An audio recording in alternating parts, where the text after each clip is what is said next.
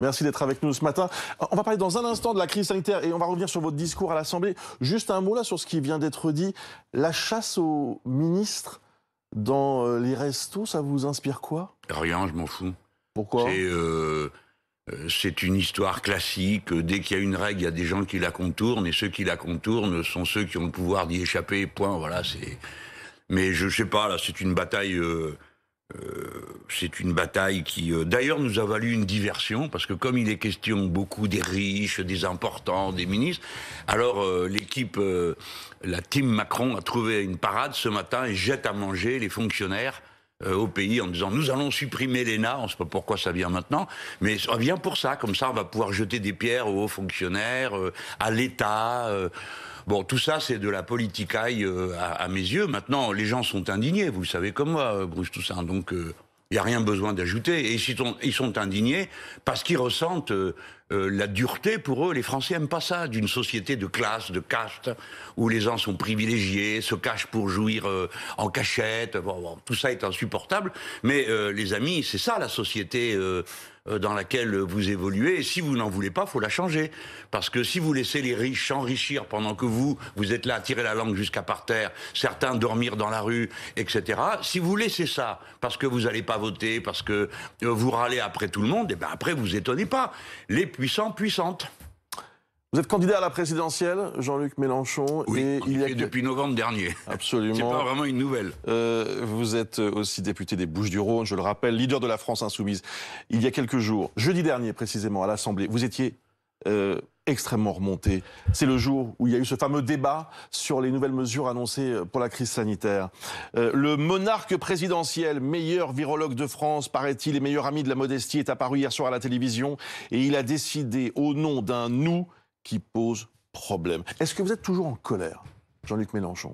Non, ne me caricaturez pas. Et vous, est-ce que vous êtes toujours aussi flambi que vous êtes là? Non, c'est la vie. Vous faites votre boulot. Moi, je fais le mien. Quel est mon travail?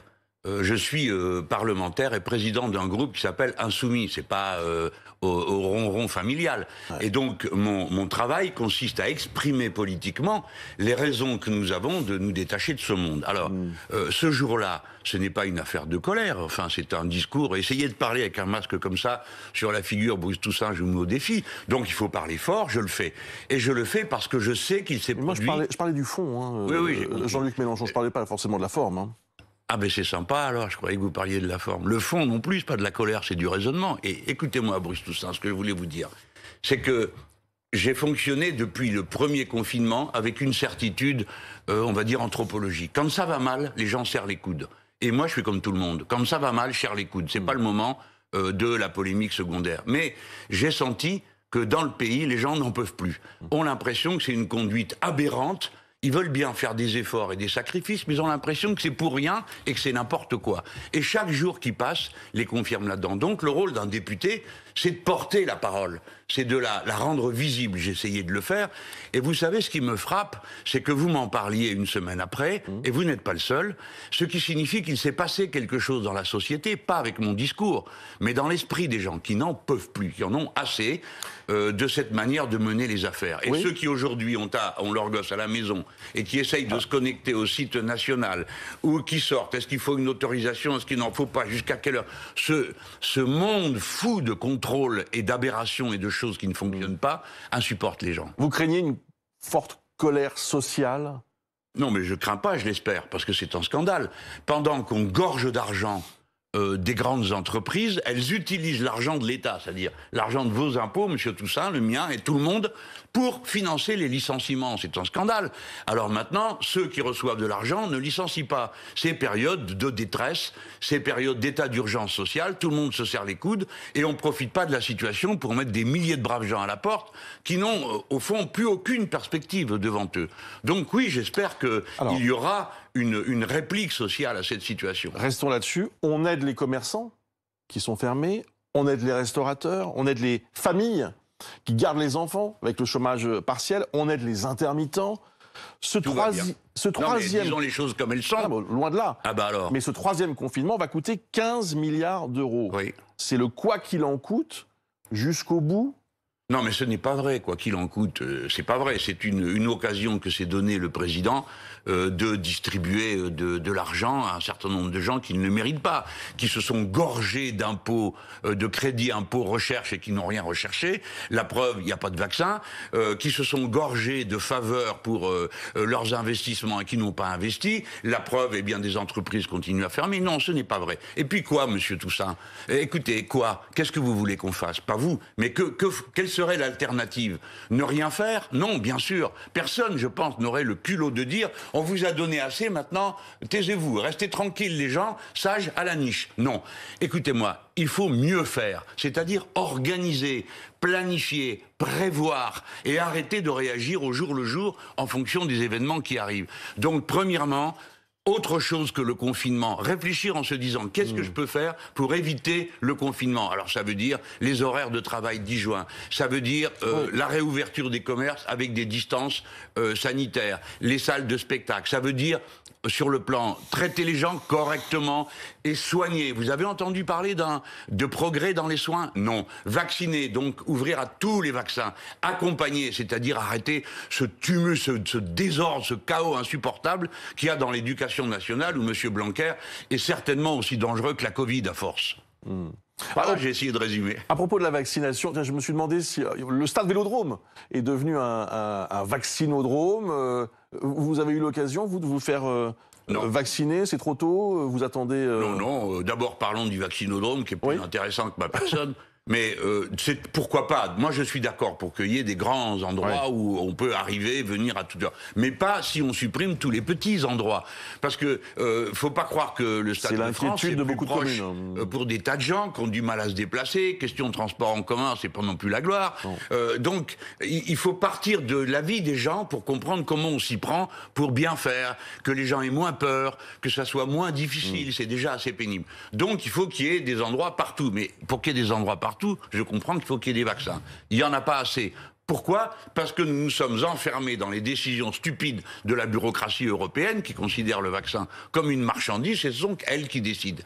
Et nous avons refusé, pour des raisons idéologiques, de faire venir en France des vaccins russes, chinois, cubains, qui eux existent et fonctionnent. Il y a 57 pays dans le monde qui ont recours au vaccin russe. Je dis ce chiffre pour empoisonner l'existence de ceux qui ne veulent pas que ce vaccin vienne. Le gouvernement répond au sujet de la stratégie européenne que si on avait fait cavalier seul, ça aurait été bien pire.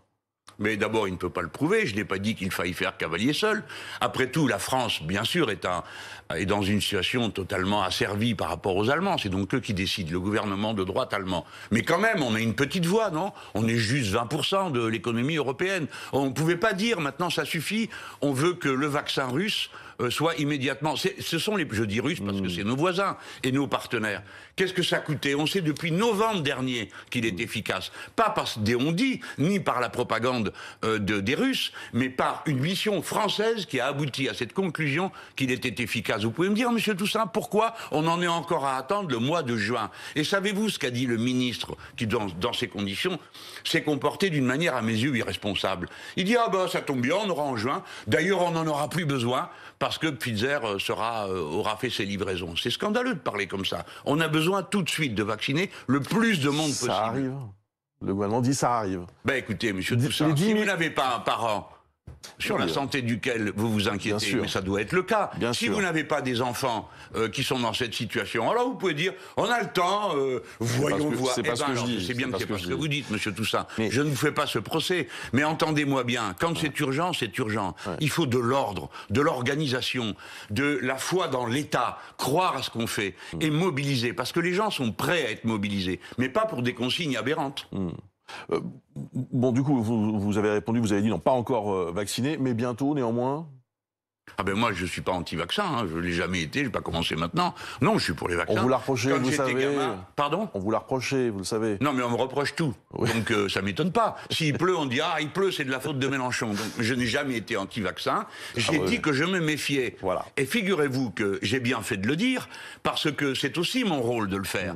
C'est pas d'aboyer en cadence parce que vous allez sur un plateau de télé et que la consigne c'est tout le monde doit se vacciner, tout le monde doit donner des consignes. Eh ben non, je dis aux gens vous êtes libres. réfléchissez, la liberté, c'est une responsabilité. Et vous voyez là, par exemple, sur le débat sur la fin de vie, alors, on est en plein là-dedans. J'allais y venir. Ah, parfait, La allons-y. fin de vie, Ça, on ne se vaccine pas contre la mort. C'est d'ailleurs un genre de sujet sur lequel on vous entend peut-être un petit peu moins. Sujets sociétaux. Oui. Les sujets sociétaux. Oui. Forcément, vous me parlez d'autre chose. Ouais. Mais vous voyez, là, vous avez encore perdu une occasion de vous taire, parce que figurez-vous que la loi sur la fin de vie, qui arrive là, à l'Assemblée nationale, c'est la deuxième fois qu'elle vient à l'Assemblée nationale. Et savez-vous quand elle est venue la première fois? Sur une initiative de mon groupe en 2018. Mais à l'époque, quand je venais sur les plateaux, on ne me disait pas « Monsieur Mélenchon, vous parlez de la fin de vie ». Non, on disait « alors ceci, alors cela », le truc de la journée. Expliquez-nous votre position. Alors, parce que il y a plusieurs types d'euthanasie, il faut l'expliquer d'ailleurs. Attendez, quelle est votre position? Commençons par les choses simples. Et redonnons à cette question tout son sérieux. Nous parlons de la décision qu'un être peut prendre de mettre fin à ses jours, parce qu'il est atteint, là dans le cas de la loi, d'une maladie incurable. Pour ma part, je suis pour que ce droit soit beaucoup plus ouvert. Mais peu importe, nous avons cette loi. D'abord, pensons à ceux qui depuis des années se battent pour ça. L'association pour le droit de mourir dans la dignité et son président Jean-Luc Romero, qui n'est pas de mon bord, mais que j'estime beaucoup pour le combat qu'il mène. Ils ont fait avancer les idées patiemment, jour après jour, réunion après réunion. De quoi s'agit-il? D'une liberté fondamentale. Oui. Disposer de sa fin de vie, c'est disposer de soi absolument, être maître de soi. Il n'y a pas d'autre aspiration, vous le verrez à mesure que vous prendrez de l'âge, dans la vie d'un homme ou d'une femme, que de se commander à soi-même totalement. Et c'est pourquoi nous traitons là de liberté fondamentale, comme par exemple le droit à l'interruption volontaire de grossesse, qui est la possession totale de son corps par une femme. Là, c'est le droit de mourir, et le droit de mourir, parce qu'on l'a décidé, est une liberté. Naturellement, il s'agit d'obliger personne à le croire, ni encore plus à mourir. Mais c'est une liberté fondamentale. Beaucoup de sociétés font ce progrès, beaucoup de parlements votent cette décision dans le monde, et je crois que ça n'a plus rien de si extraordinaire qu'au début, quand moi j'ai commencé à me battre sur ces sujets, il y a 10 ou 15 ans, on était vraiment une poignée, quoi. Le député Olivier Falorni, qui porte aujourd'hui cette proposition de loi, dit « oui, mais lorsqu'on est atteint d'une maladie grave et incurable, et avec le recours à une assistance médicalisée. » Vous êtes d'accord avec cette... Pourquoi pas? Je pense que c'est un bon début pour faire comprendre de quoi on parle. Et je pense que n'importe qui nous écoute s'imagine dans une situation d'extrême dépendance et de souffrance où il déciderait de mettre fin à ses jours. Mais qu'on s'entende bien, monsieur Toussaint, ça ne veut pas dire que ça serait ou bien le suicide ou bien la souffrance. Il faut évidemment continuer à étudier les soins palliatifs, à les développer, les lieux d'accueil, parce que vous savez, ce qu'on m'a dit à plusieurs reprises, et par honnêteté, je veux le répéter sur ce plateau, c'est qu'on m'a dit, oui, ton histoire de suicide assisté, c'est une idée de bien portant. Parce que, m'a-t-on dit, quand on est malade, très malade, et aux frontières de la mort, souvent, non, c'est pas ça qu'on demande. On demande à vivre à tout prix. Mais je l'entends, et je le comprends, et j'approuve ce sentiment de vie. Comme tout le monde, comme vous, c'est pas moi qui approuve. Mais il faut que la liberté soit là. Et cette liberté, il faut en comprendre absolument, gens qui m'écoutaient, le sens philosophique fondamental. Jamais ne renoncer à l'idée d'être maître de vous-même. C'est par la culture, les arts, que l'on s'améliore humainement, mais la décision libre suprême, c'est celle-là. Alors, bon, par ailleurs, je suis stoïcien, donc pour les stoïciens, écoutez bien ça. Pour un stoïcien, la liberté, c'est ça. Il y a les événements que vous supportez. Vous pouvez plus les supporter, vous restez libre et vous restez humain parce que vous pouvez éteindre la lumière. Eh bien, les stoïciens nous ont appris, c'est la Grèce antique et la Rome antique, nous ont appris cette liberté fondamentale. Néanmoins, vous concevez que c'est un débat, on est dans l'intime, quasiment, c'est très difficile. Je voudrais vous lire un extrait... Pardon, mais dites bien une chose, c'est un débat qui traverse toutes les familles. Oui, bien sûr. Ce n'est plus vraiment un débat strictement politique au sens politique. Absolument, c'est ce que je voulais dire. C'est un débat philosophique. C'est ce que je voulais dire. Alors justement, c'est pas un philosophe que je vais citer, c'est un écrivain, Michel Houellebecq, qui a fait une tribune terrible dans le Figaro contre cette loi, ce projet de loi plus précisément. Il dit « Lorsqu'un pays en vient à légaliser l'euthanasie, il perd à mes yeux tout droit au respect. Il devient dès lors non seulement légitime, mais souhaitable de le détruire, ce pays, afin qu'autre chose, à notre pays, notre société, notre civilisation, ait une chance d'advenir. » Imaginez-vous que ce soit moi qui ai dit ça. Hein, vous seriez en train de nous torturer, là. Alors, vous voulez détruire la France? Bon. Je crois que M. Houellebecq ne parle pas au sens littéral du terme. Il n'a pas l'intention de détruire la France, enfin, je l'espère. Non, mais, bon. ça le choque. Mais bien sûr, il y a beaucoup de gens que ça choque, parce que il y a beaucoup de médecins qui disent bah écoutez, moi, c'est pas ça mon serment. Je ferai jamais mourir personne. Bon, maintenant... C'est un point de vue qui s'entend, qui se respecte, et ça sert à rien de contraindre les gens. Hein. Il ne s'agit pas de ça, on ne va contraindre personne à mourir. Non, d'ouvrir un droit. Mais oui, une liberté. Alors, je pense que... Mais en même temps, c'est intéressant qu'on entende les arguments de ceux qui sont radicalement contre. Il y a d'autres arguments. Il y a ceux qui disent, ah ben tu parles, ça va faciliter le fait qu'on expédie ceux qui sont plus en état de refuser. Je l'ai entendu aussi. Il faut prendre tout ça en compte, l'écouter, le traiter.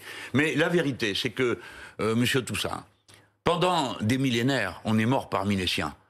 Aujourd'hui, c'est à peine un tiers des personnes qui meurent parmi les leurs. Ensuite, vous avez le 70% des soignants qui disent « les gens meurent dans des conditions qui ne sont pas dignes ».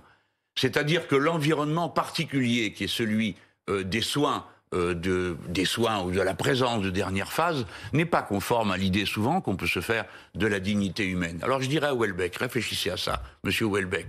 Où est la dignité humaine ? Est-ce qu'elle n'est pas au bout de tout dans la maîtrise de soi?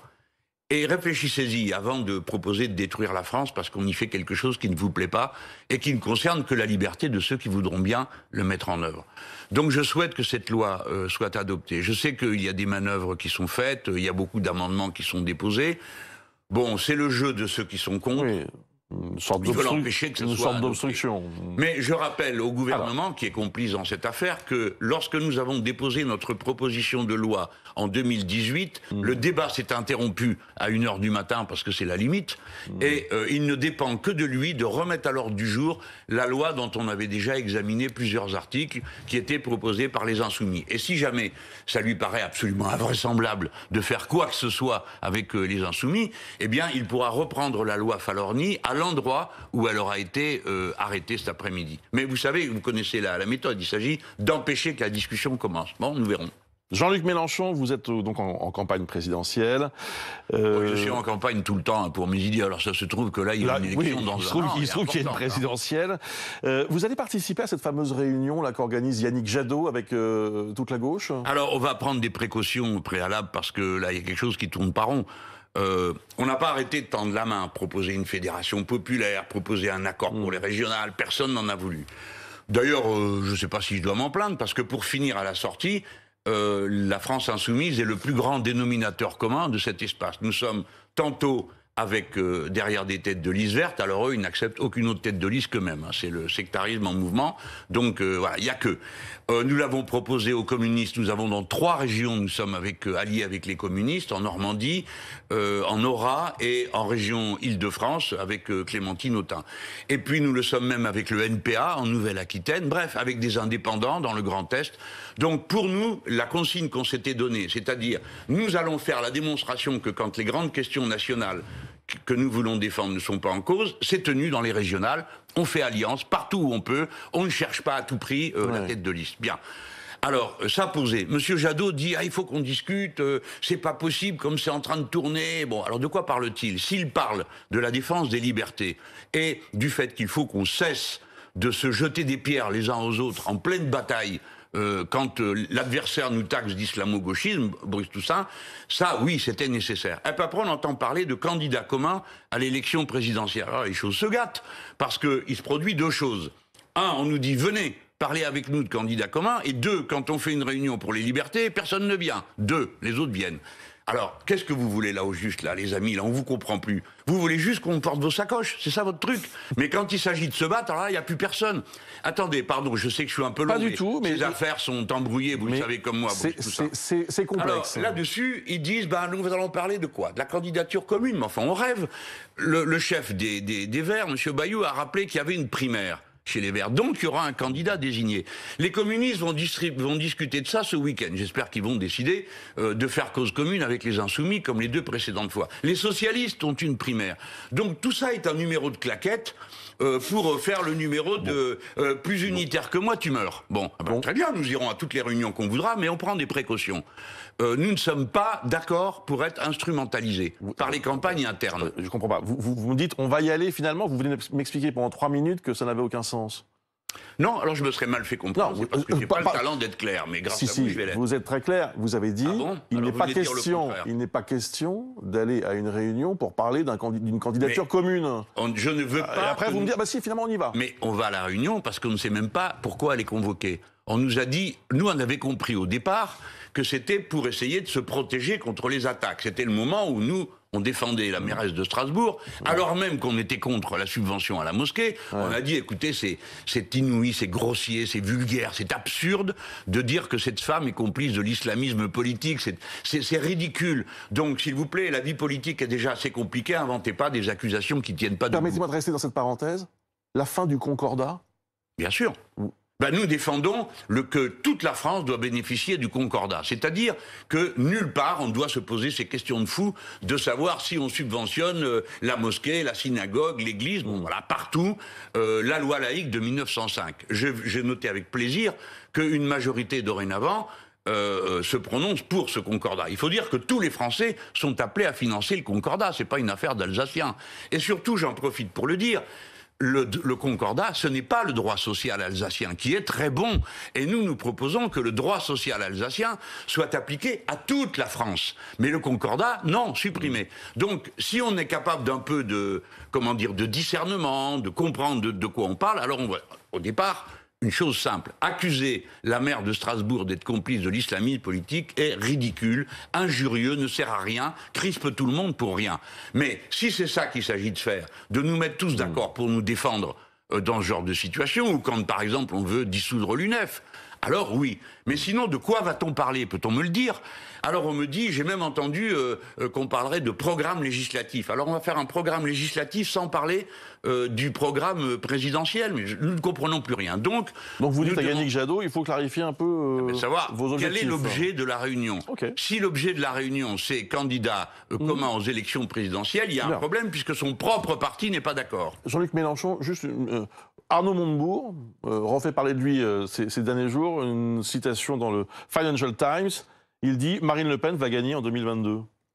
Ça vous inspire quoi? Eh bien, j'aimerais bien avoir sa boule de cristal, parce que peut-être qu'elle pourrait m'aider à savoir quand est-ce que sera mon tour. Je blague, mais ça n'a pas de sens. Va gagner, qu'est-ce que ça veut dire? Qu'on s'y résigne, qu'on laisse tomber? Que, bon, non, c'est... Madame Le Pen est, paraît-il, très haut dans les sondages, Monsieur Macron aussi, on se demande comment, et on dit, sa chance de gagner a augmenté. Eh bien, si c'est comme ça, mais ça s'appelle la démocratie, ça, les petits. Si vous n'en voulez pas, vous avez une solution. Votez pour quelqu'un d'autre. Et si possible, votez pour quelqu'un qui porte un programme, qui soit un programme de rupture. Ça suffit, les élections, on vote contre. Je voudrais qu'on vote pour maintenant. Et, pardon, Bruce Toussaint, mais la France, elle a besoin de ça. Il faut être capable maintenant de se regrouper pour faire autre chose qu'avoir la trouille. Il faut se regrouper pour faire des choses, changer les institutions pour qu'elles deviennent démocratiques, planifier la bifurcation écologique, des choses utiles à la vie de tous les jours. C'est possible. Vous aviez mobilisé les jeunes en 2017, en masse. D'après une enquête qui a été publiée par Ipsos et IFOP cette semaine dans Le Monde, le vote jeune, les 25-34 ans pour être plus précis. Ah ouais. Mais 25-34 ans, c'est bien, c'est jeune comme vous dites, c'est pas mal par rapport à moi. Mais ils votent à 29% pour Marine LePen, dans une intention de vote, évidemment. Vous ne vous dites pas, on a raté un truc là? C'est surtout vous qui devrez vous dire, on a réussi un truc. Parce que les médias, tous ensemble, ont joué la grosse caisse et ont foutu une paix royale à Madame Le Pen pendant 2 ans. Elle s'est dédiabolisée, tout le monde l'a aidée, encouragée, on a montré ses petits chats, comme elle était sympa et tout ça. Et pendant 2 ans, haro sur Mélenchon, responsable de tout. Et j'en ai pris, et pris encore. Mais je suis toujours là. Et par conséquent, tant que je suis là, la lutte continue et cette femme peut être battue. Parce que c'est la démocratie. Et en démocratie, le vote permet de prendre la décision. Et je vous rappelle qu'il y a maintenant de cela 20 ans, je faisais campagne avec Charlie Hebdo, et nous faisions campagne pour interdire le Front National, qui n'en était pas au point où il est aujourd'hui. Mais aujourd'hui, dites-vous qu'il est là, des Français votent pour lui, prenez-vous-en à vous-même. Et si vous n'en voulez pas, eh bien, votez pour moi.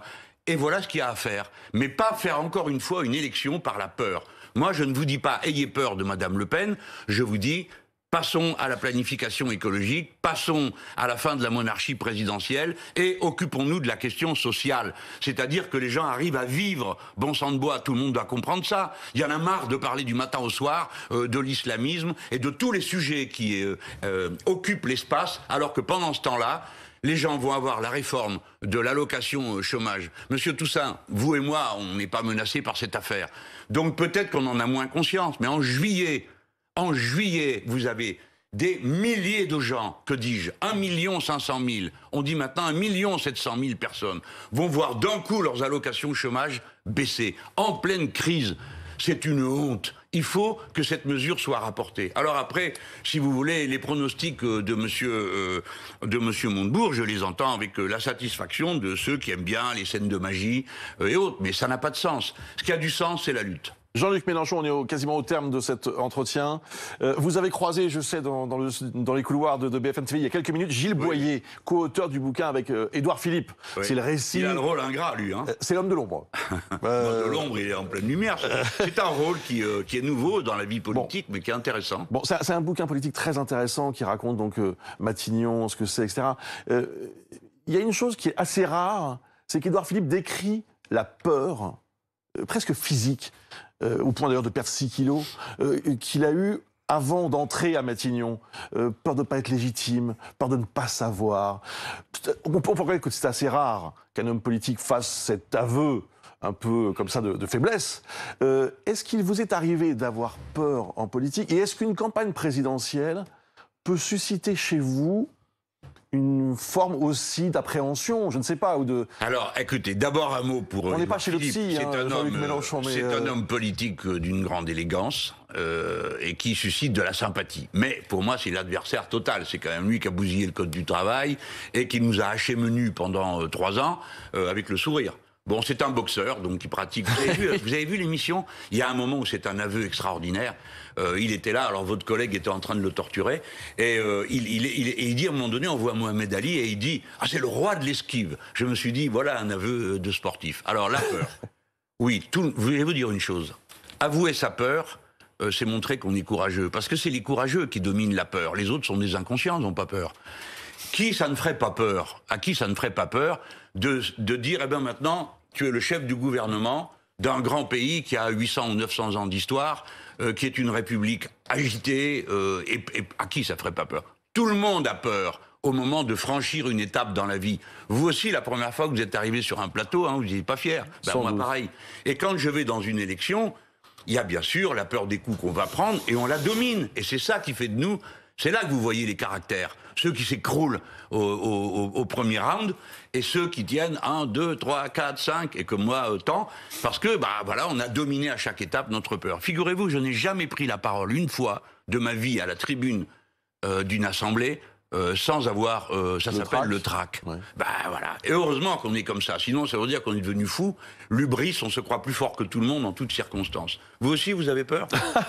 Roselyne Dubois vient d'arriver sur ce plateau. Je suis une femme, jamais. Non, mais évidemment, bien sûr. Heureusement, il y a l'adrénaline aussi. Ah, vous voyez. Et l'adrénaline, il paraît que c'est un médicament extraordinaire. En même temps que ça peut épuiser, paraît-il. En tout cas, ça tient en forme. Hein. Bon, la lutte, ça entretient. La lutte contre soi-même, vous avez raison, c'est la première et c'est la plus intéressante. Merci Jean-Luc Mélenchon.